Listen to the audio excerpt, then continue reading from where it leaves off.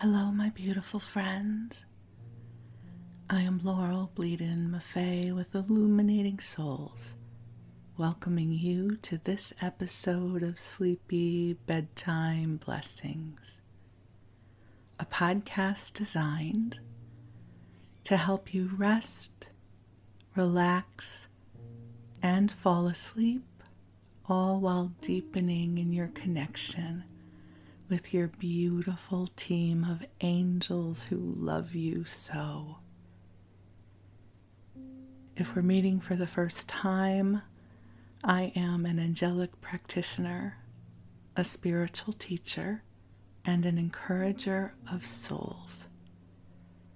That might sound like quite a mouthful. I actually gave myself my own job title, and as you will likely find out as you listen to this podcast, I'm kind of wordy. Why use one word when 12 will do? Is sort of my life motto, not on purpose. It just happens to be how I'm wired.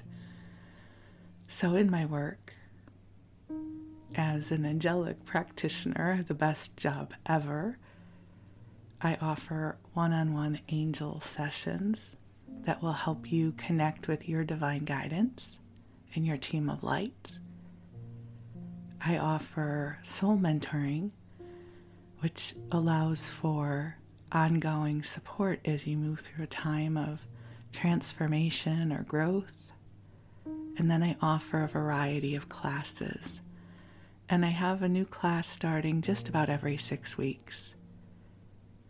My classes tend to be small in size, so if you are looking for an intimate community where you can be loved, inspired, and mentored, I invite you to sign up for my mailing list, which you can find at my website, illuminatingsouls.com.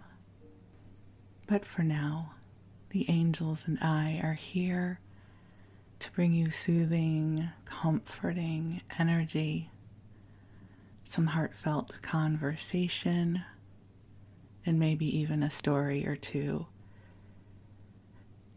to help you fall asleep or rest or bring some more grace into your day. This podcast is born of two of my favorite forms of self-care, connecting with the angels and listening to a sleep podcast. I listen to a podcast, a sleep podcast to be specific, every night to help me fall asleep, and I've been doing so for years.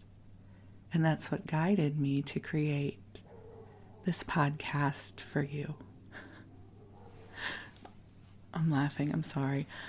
My neighbor's dogs just decided to start barking, so hold on. Okay, hopefully you will not hear that as a disruption. Also, the birds should start chirping soon. It is early morning as I record this, and the birds tend to sing their song to the sun this time of day. So you can just receive that as some extra ambiance for your listening pleasure. So as I was sharing, I listen to a sleep podcast every night. I find that listening to a soft narrative, one that doesn't require deep focus, helps bridge the way between my waking life and sleep. Just last night, I was having trouble falling asleep because I had inadvertently napped in the afternoon. It was Sunday, and I just found myself very tired, and I took a nap. And, some people find naps to be restorative and helpful. I am not a good napper. They do not help me. Almost always, I am more tired from napping, and then I have a harder time falling asleep. So I was having a hard time zoning out and falling asleep last night. And so I put on an episode of a podcast called The Sleepy Bookshelf. And I listened to one episode, and I still wasn't asleep, which is very unusual for me. I'm usually out within 20 minutes. And So I put on a second one, and then I finally fell asleep. So I create these podcast episodes because they help me, and I hope they help you as well. So each episode is about an hour long because that's my preference. I prefer longer episodes so that I don't have to feel like I'm hurrying up to sleep. There's a very charming podcast that I adore, but her episodes are only about 20 minutes long. And so I can't listen to them to go to sleep because I'm usually still awake. Or if I'm close to the end of the episode, I get a little anxious. So I listen to her episodes at about 4 a.m. when, if I don't fall asleep, it's okay. But this episode and my podcast will be about an hour long for you. So you have plenty of time. And this isn't the kind of content that you have to pay deep attention to or take notes or anything like that. We're going to bring to you soothing and comforting, loving, light-filled energy and messages so that you can feel more connected with your team of angels and the love that is here for you. So I invite you to take a deep breath in and do your best to get comfortable wherever you are. And as you breathe in and out, your angels are bringing waves of love to you.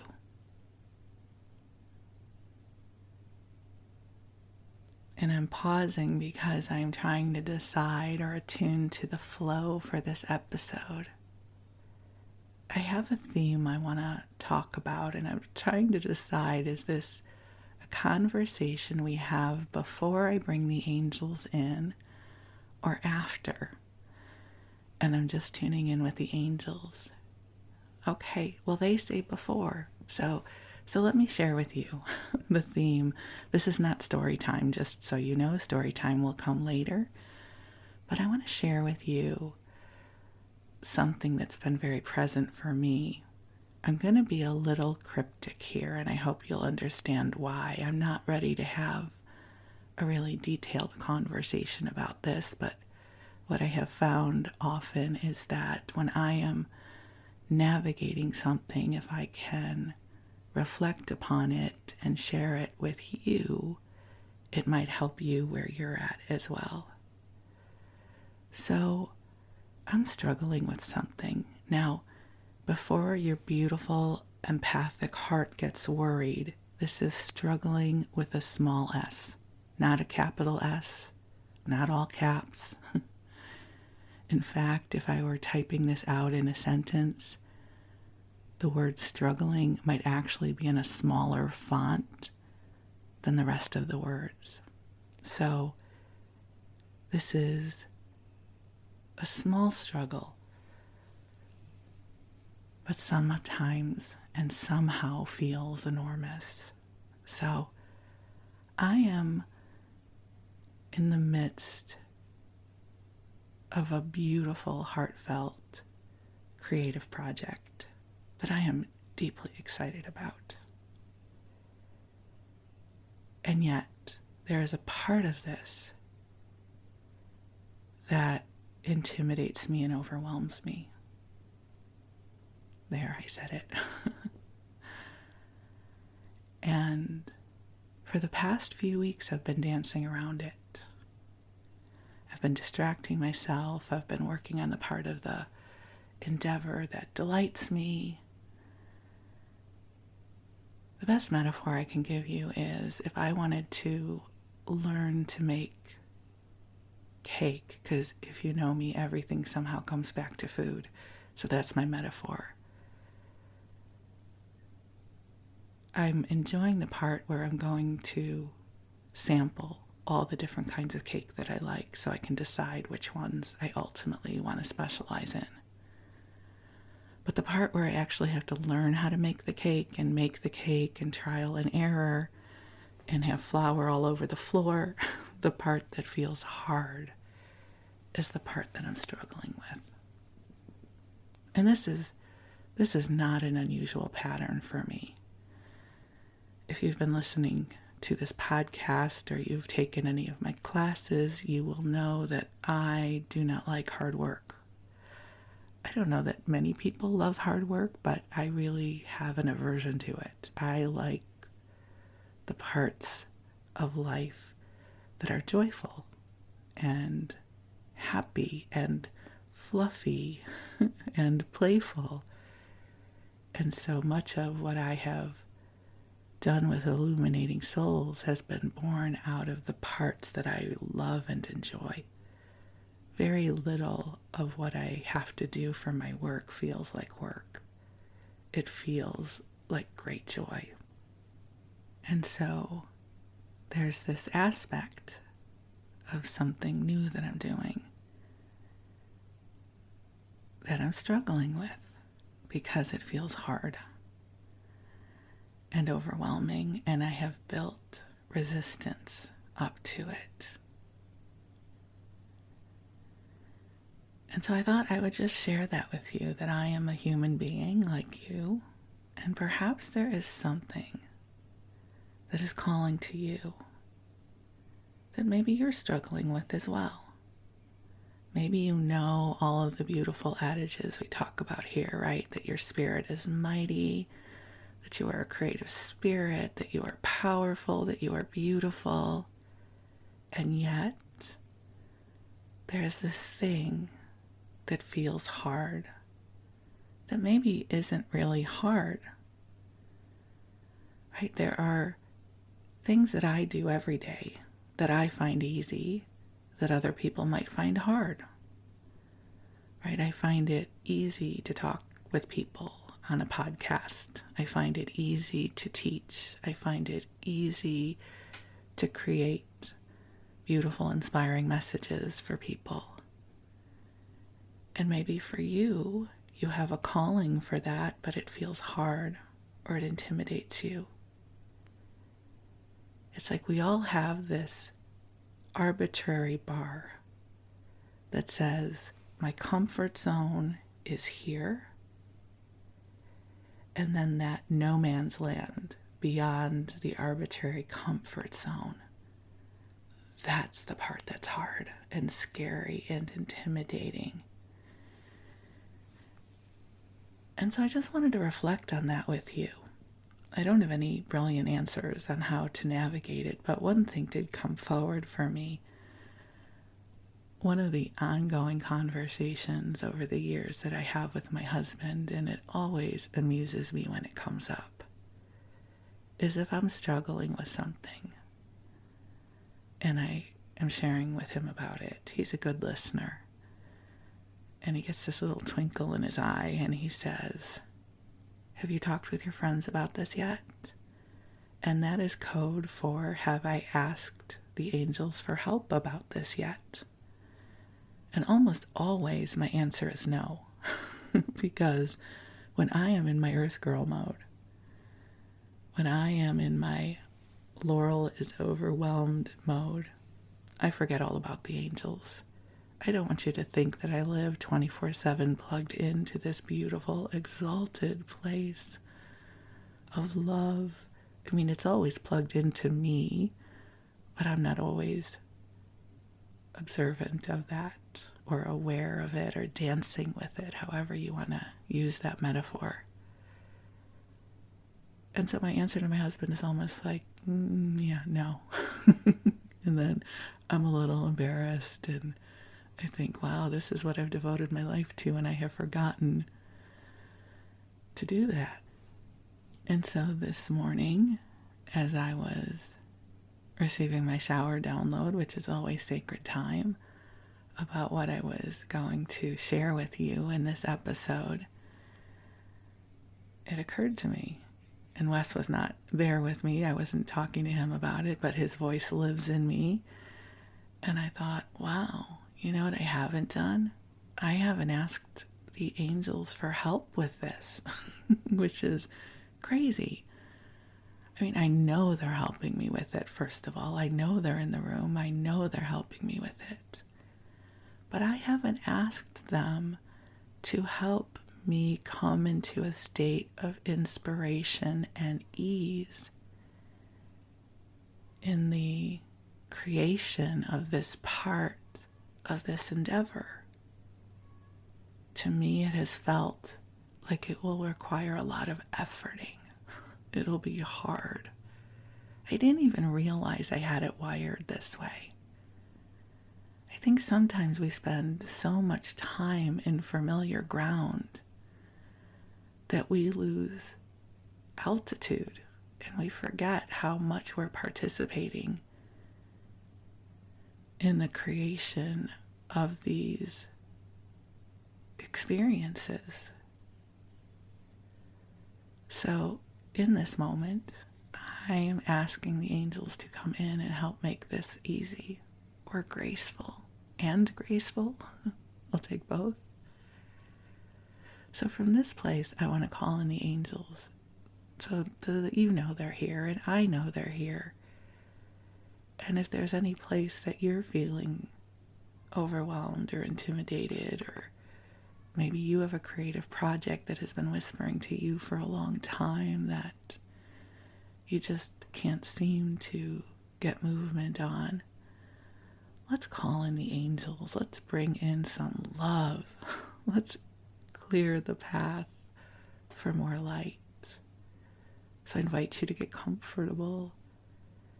And if you're in bed or getting ready for sleep, just cozy on up and snuggle on in and let the angels do all the heavy lifting here. So beautiful angels on high, I invite you to join us here. And I ask that you infuse this broadcast with waves of love and light and grace and ease, that you help to clear the way so that we can feel the way is clear as well. And I ask that you bring blessings of light to each of our beloveds hearing this message. And angels, I ask for extra support in the things right now that feel a little out of reach. I ask that you help to expand our comfort zone of what we believe is possible and available to us. I ask that you bring to us divine momentum so that we can embark upon small inspired action steps imbued with beautiful divine intention that will open gateways of possibilities and opportunities that will allow us to step onto higher ground, becoming more ourselves than ever before. And dear ones, just take some nice deep breaths in. That if there are any aspects of life which feel intimidating right now, just offer this up to the angels for help. And just breathe. And the angels are clearing the way. They are bringing to you attunements and calibrations for forward momentum in a way that will inspire you and delight you.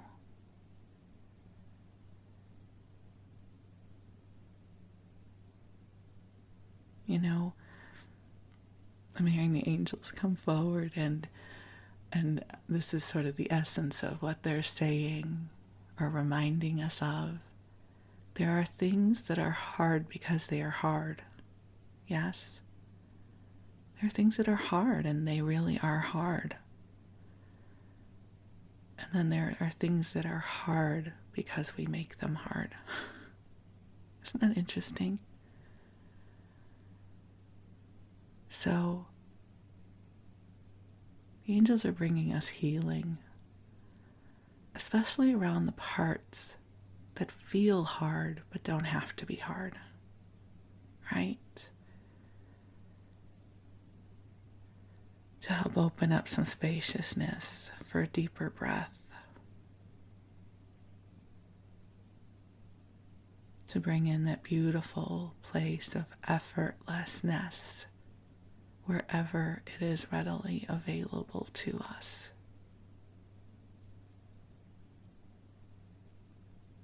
And just breathe and let the light come in, and I will say for myself and for all of us that I am opening up to divine support, that I am willing to see this with new eyes, to approach this in a new way that creates spaciousness for grace and joy and love to be born. And I offer this up for you as well. The light is here with me, beautiful friend, and it is here with you as well. We are being invited into a space of expansion, of transformation. It might feel like it is a very small shift, but it is one that will create much more space for you and for me too.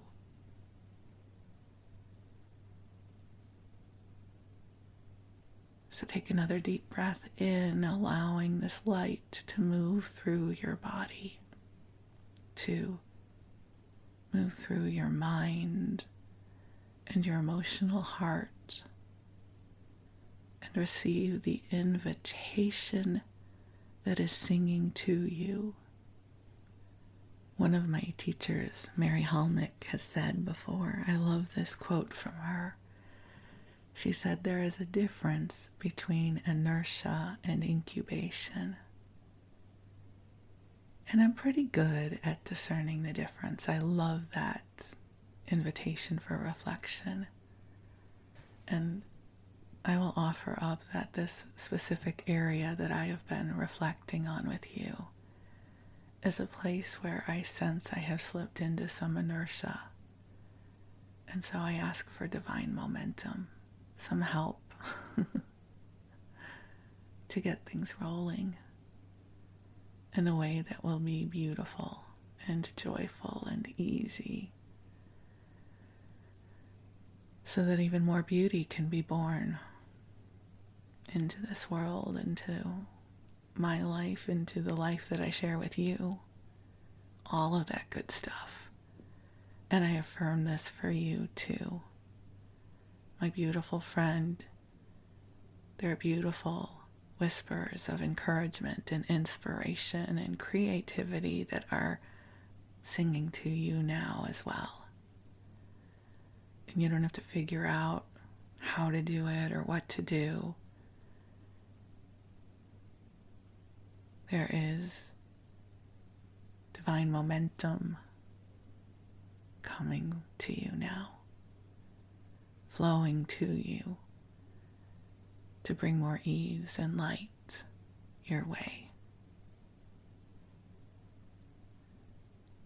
So again, just breathe. You're already breathing, but take an intentional breath in if you are still awake, and release and receive the blessings that are here for you now.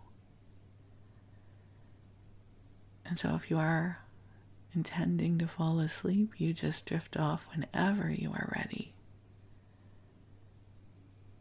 And while you rest, I'm going to share with you a story. So for this story time, I'm guided to share with you a time when I walked through a gateway that really intimidated me, scared me, but also thrilled me. Like my destiny was on the other side of this gateway. And this feels like this is a really good story to share, especially considering the conversation we just had. And it has to do with how I opened, or not, it's not the totality of the story, but it has to do with a component or a chapter in my adventure of awakening to my mystical gifts. So it was 2004, And I had been through an incredible experience at the University of Santa Monica. I had already graduated from their master's program in spiritual psychology, and I was finishing up the third year program, which was offered independently for consciousness, health, and healing. And I had worked deeply with goddess energy, and that's a whole other chapter I'll share with you sometime. But there was this voice within me, and it was guiding me to open to my mystical gifts. Now, I didn't really know what that would mean. I certainly had some impressions about it. I'd had some super interesting, awesome experiences in my 3 years at USM. I'd had psychic experiences before. I had been learning and experiencing within the New Age community. So it's not as if I was a newbie to all of this, but what I didn't know is what would my mystical gifts look like. How would they be expressed through me? It felt like it was this deep, ancient wisdom, these gifts that would come online that I didn't yet fully understand. And I was very fortunate to be living in Los Angeles, where there were a lot of resources to explore this. We had the Bodhi Tree bookstore. They offered classes there. There were always different authors going to speak there. There were different publications. There were different schools that taught different forms of psychic training and energy medicine. And I remember even going to one of my teachers and sharing with her that I wanted to open to my mystical gifts, and did she have any suggestions? And she offered a suggestion, and it fell flat for me. It was as if vibrationally I was looking for a match, like I would know it when I found it. And so I would flip through these metaphysical magazines that were local to Los Angeles, and all these different teachers and schools would share about their upcoming classes. This was before social media. And I would flip through the pages and things looked interesting, but it wasn't my answer yet. And so I had had friends who studied with Doreen Virtue, and at the time Doreen Virtue was a top-tier New Age author and teacher. If you haven't heard of her before, don't go look her up now. I say that because several years ago, she made a 180-degree pivot, and she is now a born-again Christian and doesn't believe in any of this stuff anymore, which was very confusing to her community, but I don't know, it's a long time ago, and she is entitled to live her spiritual life the way she is guided. So, but at the time, she was a very popular teacher. Her classes would often sell out. I had a couple of friends who had taken her angel therapy practitioner training, and when they had shared about it, I was very happy for them. I thought the idea of working with the angels was very sweet. I don't mean that to sound condescending. I just mean, oh, that's so sweet. How lovely. And I'm happy for you. That for my friends, right? I'm so happy you have found something. But there was nothing inside of me saying, this is my destiny. There wasn't, the hair standing up on my arms saying, that's your thing too, Laurel.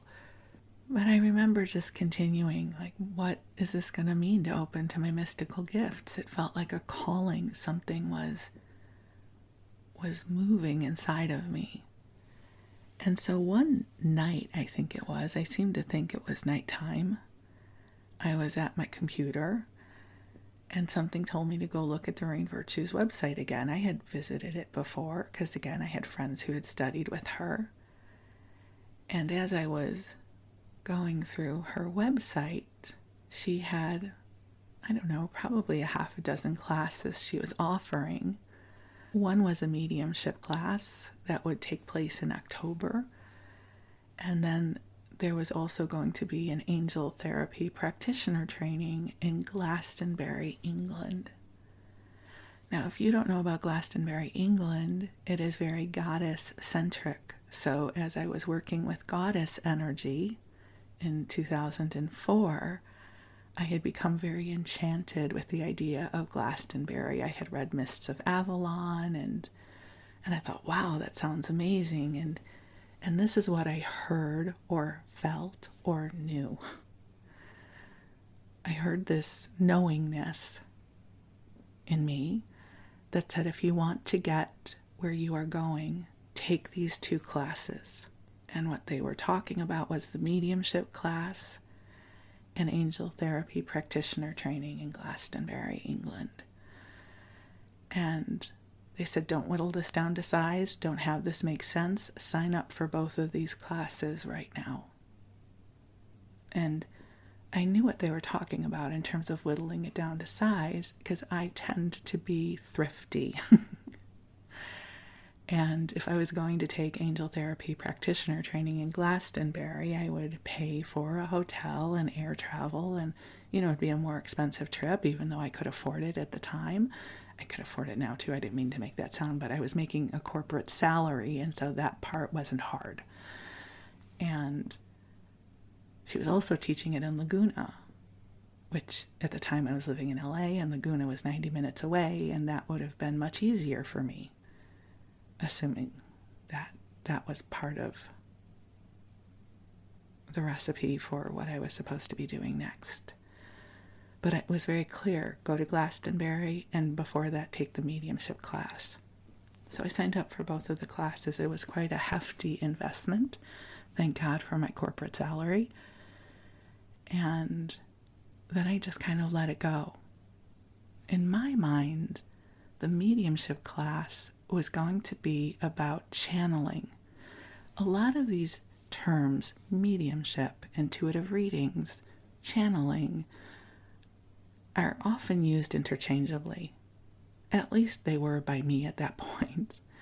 So I thought mediumship might be about connecting with spirit guides, right? With angels, with channeling messages from source. And then about a week before the class, I get the introductory email from her staff. And the email says, make a list of your dearly departed loved ones and bring some pictures, because it will help then when we are making the connections in class. And I realized, oh my God, we're going to be talking to dead people. Like, this is mediumship. And I felt so much fear move through me. I was so intimidated. And I didn't know what scared me more, that I would be able to do this or that I would not be able to do this. Both outcomes terrified me. It was like, what's behind door number 3? Do I even want to know? Do I even want to know what this is going to mean? And I had a group of women I was meeting with at the time, my sacred sisters, and I remember crying to them like, oh my God, what am I doing? How am I going to do this? What does this mean? Because especially on this metaphysical journey, there are moments when we open to a bigger definition of who we are, and it changes the game. That's how I felt back in whenever that was in the mid-'80s that I had my first psychic experience. And I remember being very intimidated by this idea that I was psychic. Like, oh my God, what does this mean about my life? And there are 2 episodes in the archive about that. So just look for my first psychic experience episode. So I won't recap that for you here. So all this fear was up for me. And And this is where I'm going to share with you one of my most sacred stories that I haven't shared on the podcast before, but if you've taken classes with me, you may have heard this before. As you know, I grew up Jewish. And that's why this experience feels all the more remarkable to share with you. So about, 5 days before the mediumship workshop, I had a dream. And the dream really felt like a visitation. And one of my teachers has said one of the ways you can tell the difference between a dream and a visitation is even years later, all the details and colors are still there in your memory. So in this visitation, in this dream, and I'm not going to share the whole of it with you, but I'll share enough of it with you that you'll understand. I was going to be in a play with Jesus, Mary Magdalene, and Mother Mary. And in the play, I became the embodiment of Mother Mary. And Mary Magdalene was wounded, and she had her head in Jesus' lap. And as Mother Mary, I placed my hands upon her face and began healing her. And Mary Magdalene said, "Your hands are cool." And I said, "I know." And as this scene was playing out, again, I am feeling the embodiment of Mother Mary, and I am feeling the presence of Jesus and Mary Magdalene. The song, I think it's from either Godspell or Jesus Christ Superstar. They've all blended together. But it says, I'm not going to sing it, but I'll tell you the words. Try not to get worried. Try not to hold on to problems that upset you now. Don't you know everything's all right? Yes, everything's fine. And that just kept looping. It just kept looping. And when I woke up, everything about that dream was still very present with me. And I was so surprised because I wanted to say to Jesus and Mother Mary and Mary Magdalene, don't you guys know that I play for the other team? Why am I having this very Christ-centric visitation? But it was so beautiful. And then the rest of that week, whenever I thought about mediumship training, that song would loop. Try not to get worried. Try not to hold on to problems that upset you now. Don't you know everything's all right? Yes, everything's fine. And I'm feeling like the tingles and chills moving through me as I share this with you. So then I get to the mediumship training. It was a small group training. I think there were 27 people. I don't know why that number sticks out. Maybe that was how many were there. I don't know. And it was in a meeting room in Laguna Beach. And so mediumship is the art of connecting with dearly departed loved ones.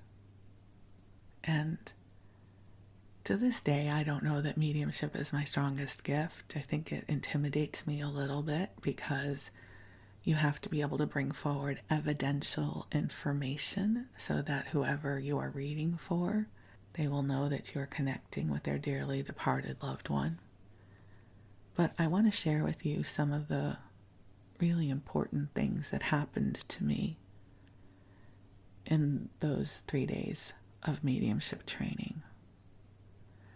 And I don't know what order they happened in, so I'm just going to share them as they come up in my heart. So at one point, Doreen and the woman who was working with her were going to do healing for each one of us.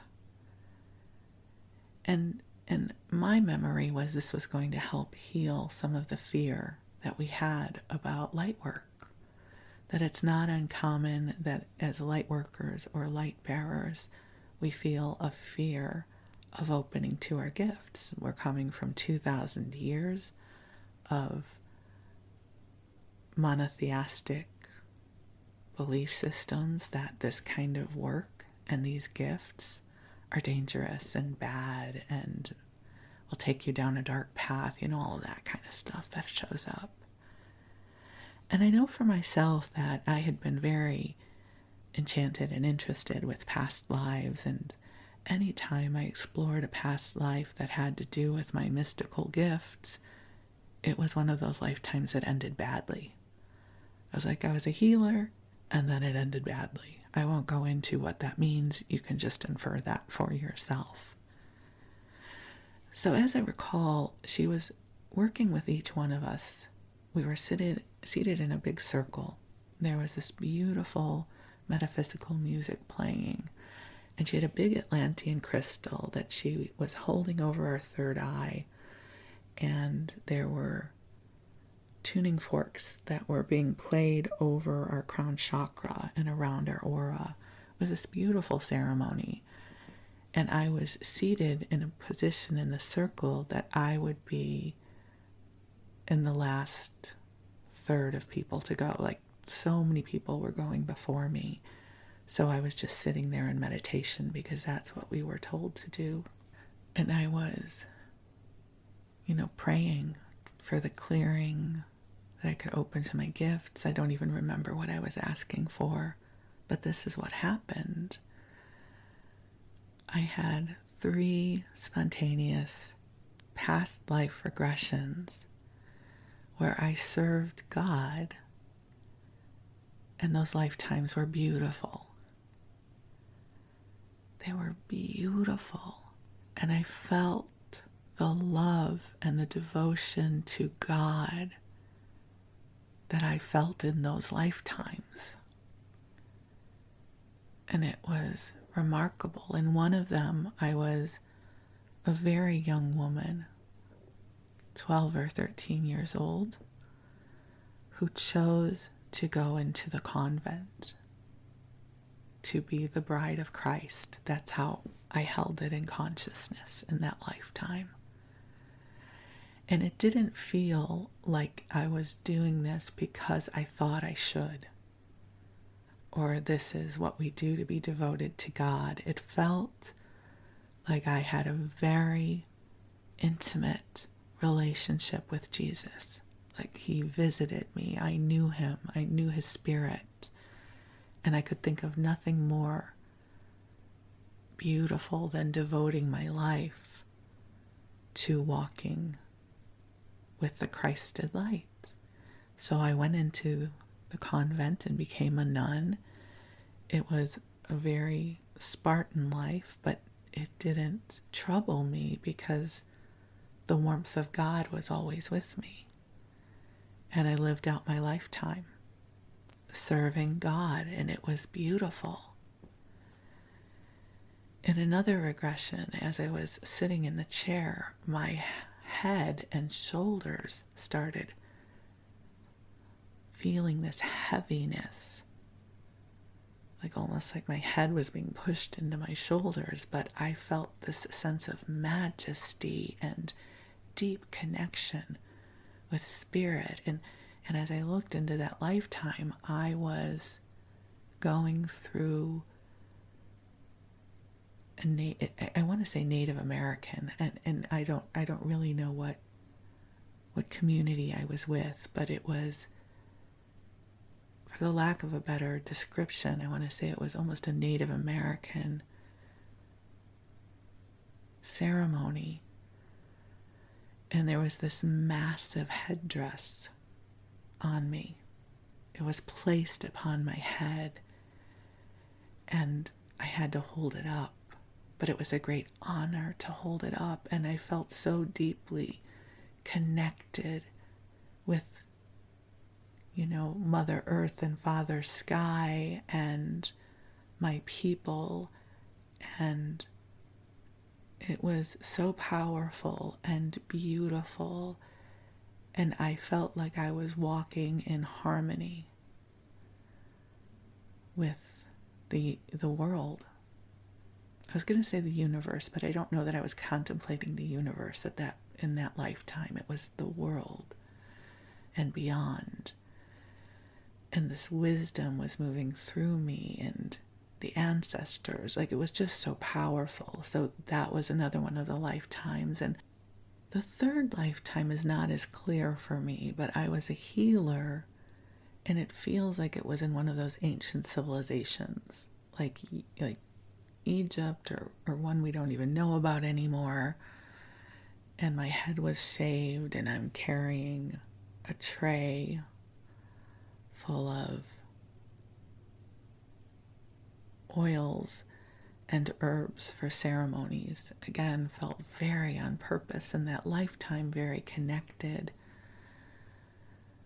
So I share this with you because something happened as a result of that experience, and that from that moment on, I have never felt fear about doing this work. It cleared. And instead, what I have been deeply connected to is the beauty of what it is to live a lifetime devoted to God, in alignment with the light. And so something very important happened to me in that experience that I have difficulty describing, but I don't want to say that I didn't feel fear when I was launching Illuminating Souls, that I still haven't had fear about, oh my God, is this reading going to be okay? But I mean the karmic fear that I had felt about opening to these gifts, that thankfully, thank God, that cleared for me. Another really meaningful experience I had that weekend was as I was sitting at lunch with some of the other women in the class. I was sharing with them about my dream about Jesus and Mother Mary and Mary Magdalene. Like, where else was I going to talk about this? And one of the women who became a friend of mine, named Linda, she had lymphedema in her legs. And I was telling her about how in the dream I became Mother Mary and put my hands on Mary Magdalene's face and began healing her. And Linda just matter-of-factly goes, well, let's see if it works. She says, why don't you try healing my legs? And I said, what do you mean? She says, well, just bring that Mother Mary energy through and put it on my legs and let's see what happens. And I was like, okay. I mean, I had no expectation that anything was going to happen, but okay, why not? I'm in a mediumship workshop, right? All kinds of mystical things are happening. And so I sort of attuned. I'd been at USM now for 3 years, so I had this, way of kind of attuning. And I asked Mother Mary to come through my hands.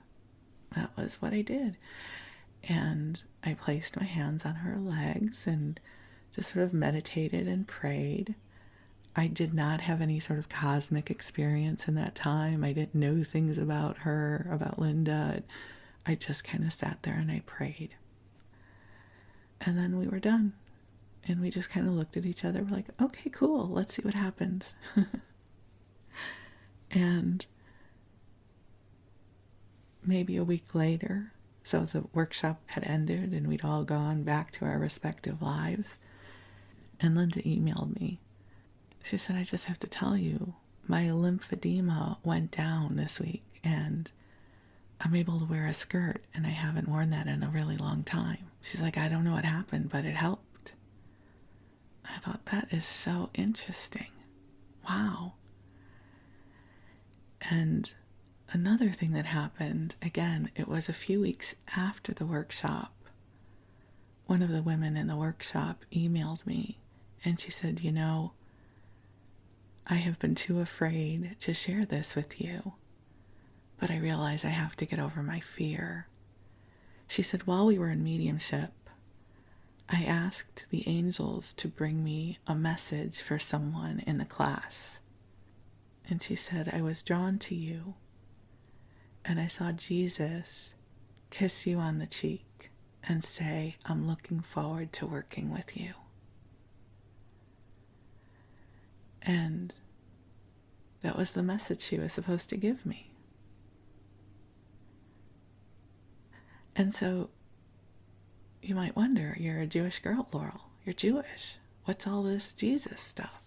Does it mean that you're a Christian? It doesn't. I find it a lovely experience. And I don't resonate with Christianity. I have many friends who are deeply Christian.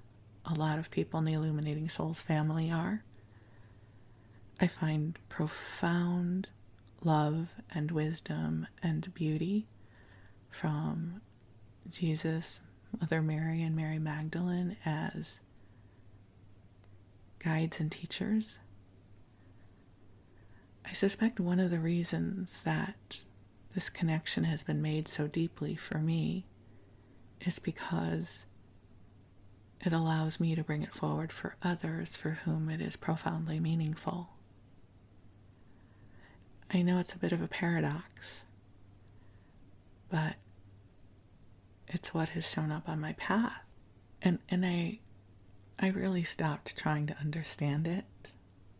At this point in my life, I no longer feel a deep affinity for any of the religions. I love Judaism. I feel culturally Jewish. My ancestors are Jewish. I have a profound warmth for Judaism and its holidays and its celebration. It definitely is a part of the matrix of my life. But I would say I'm more of a Unitarian. And there are beautiful teachings on many spiritual paths that there isn't just one way to move forward. So all of these profoundly intimate spiritual experiences came about through the catalyst of registering and making space for and ultimately participating in this mediumship class. And did I find out that I could talk to dead people? That's probably a terrible phrase for it. I use it I think it helps make it feel a little lighter for me. I did. I was able to successfully connect with people's dearly departed loved ones. I've taken other mediumship classes over the years. I find it to be a fascinating modality, and people who do it well, I am absolutely captivated by. I have had a remarkable mediumship reading with a fantastic medium who made connection with my father in a way that was so wonderful. But I didn't necessarily come out of the mediumship class thinking this is my destiny. But I think I was guided to go to the class to open this gateway in service to my mystical gifts. And ever since then, Jesus and Mother Mary and Mary Magdalene often come through in my work.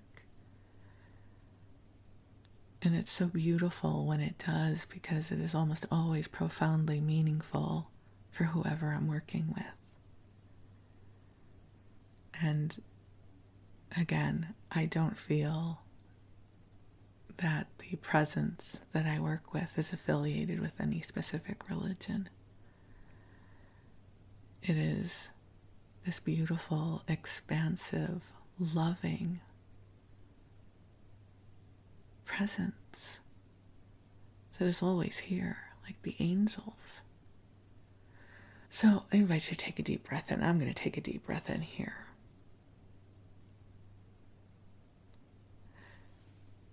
It's interesting. I've been guided to share this story with you, and I hadn't quite been ready. If you noticed, the past 2 weeks, not actually, it's only been the past week, the past 2 episodes, I have done replays. Because whenever I would go to sit down to record this, I wasn't quite ready. But I knew this was my next episode. So I don't know why that is, but maybe you do. Maybe this story has great meaning for you. There have been these moments in my life where I have felt that I was moving through a gateway. And I have felt the presence of that gateway before I moved through it. And the gateway intimidated me. Because I knew that this gateway meant that I was moving through profound change, even if I did not know what that change was. And I feel like somehow this gateway is present again. And I don't know what that means. I do not have a deep knowingness of where this gateway leads. But it feels present.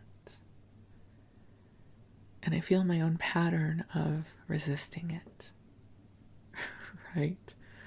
Like, oh yeah, okay, forget about the gateway. I'm going to watch some more TV. Yeah, it's not important. I'm going to distract myself with the thing over here. Right? And as I was tuning in this morning to what I was sharing with you earlier about this thing that is calling to me, that is just intimidating me, and I don't want to do it, but I should do it. It would be good for me to do it. And I realize, I suspect that it has to do with the gateway. And for me, I sometimes know what the gateway is, and more often than not, I don't. And I think I don't know this one. My soul knows it. I don't mean to make it sound super scary, but there is, the world is moving through a lot right now. And I've been drawn back to the work of Karen Bishop. I don't know how many of you remember her, but back in 2000 to about 2012, she wrote a lot about ascension. And then she just kind of retired. No longer writes. Or if she writes, I don't know about it. And I've been drawn back to a lot of her concepts. I think that as this world is moving through so much change, that we as light bearers are being invited into our own experiences of recalibration and, dare I say, ascension. Like, I can either get really indoctrinated and enmeshed with the reality or realities that are being born on the earth right now, even though I have very little influence over them. Or I can pivot and focus my energy, my life force, my spirit over things over which I do have influence, that do create more light, that are catalysts of their own right. I can focus upon the things that call to me. And some of these things will require me to expand my comfort zone and to come into these ascension energies and to say yes to some things that might feel hard. And I think I'm guided to share all of this with you because that moment when I felt the fear of the mediumship class, like this was a gateway, and I don't know what scared me more, that I would be able to do it or that I wouldn't. Because at the moment, those were the only two polarities I knew about. Not even realizing that whether or not I could do it would not even be the most interesting part of the conversation. Because something else opened up for me in that journey. And that is this deep connection that I have with Spirit, with God, with Source, clearing the way, the karmic fear to step into my life's work. And of this lovely connection with the Christed light. And to get to share that with others for whom it is meaningful. Just so you know, if you're Jewish and the Christed light does not resonate with you, I will not foist it upon you. But I work with a lot of people who have Christian roots, and for them this is deeply meaningful. So your path, my friend, is also imbued with these gateways for you. And I don't know what your gateway is right now, but it would not surprise me if it has been whispering to you and preparing you to move into whatever's next. And it's not as if we move through these gateways and we disappear from our present reality. I don't want it to sound that dramatic. I'm still here. I'm still Laurel. I'm still going to talk to you about food. I'm still going to read from old TV guides.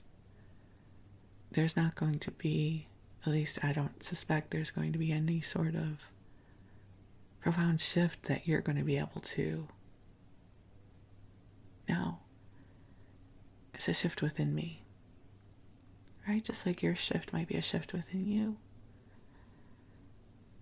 That the light, that spirit, that source is beautiful and expansive. We are ever evolving beings. And we are always invited into this beautiful expansion and light and expression of our authentic selves. I'm guided to share this quote with you. It's from something that I wrote. And I'm paraphrasing. Please don't ever think that you're stuck or out of chances. Like this world is opening for you. It is blossoming open for you. And there are experiences, there are endeavors, there are creative projects, there are friendships, there are opportunities that are taking form right now, that are being cultivated for you. So just breathe into that. You don't have to know what it is. You don't have to figure anything out. Just open to the spark of light that is you. The beautiful, authentic, divine essence that is you. And that right now where we are, God is and all is well. So take some deep breaths in and your angels will continue bringing you blessings and love. And I am so grateful for you and this intimate, sacred space we have been creating throughout these 144 episodes that I have published so far. Because there's this beautiful sanctuary of light that now exists that we can all return to and depend upon. And I'm grateful for it, and I'm grateful for being able to share this part of my life with you and my stories and my love with you. What a blessing you are. I'm so deeply grateful for you. So, my beautiful friends, thank you for being you and for being here. My life is better because of you, and I'm grateful for you. So I wish you a wonderful rest. I send you love. We'll connect again soon. I love you, and thank you.